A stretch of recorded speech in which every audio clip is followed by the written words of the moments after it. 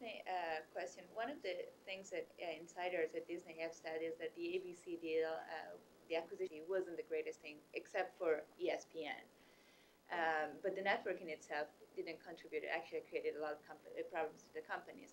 So how do you see now NBC? You said Universal didn't have the network, but if the network can create problems, do you see that really as a key asset for an entertainment company? I do see it as a key asset. I think Disney and ABC, I think they'd be the first to admit, did not do a good job of managing that asset. I think, and again, this is really an uninformed view, but just looking at it from the outside, I think it was, these creative businesses have to be run by creative people involved.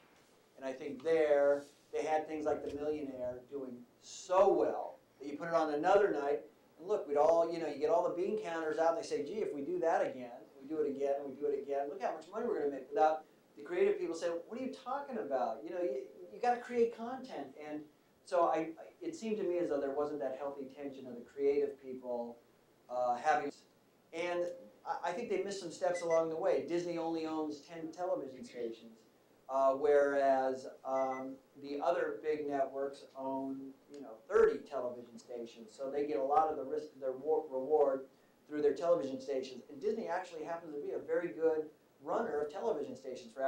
For example, in Los Angeles, I think they have the #1 station, even though they have the #4 network, because they do know that the person who runs it there is a fine operator of television stations. So I think it's a good company. It just wasn't managed well, and I think over time they'll see that and turn it around.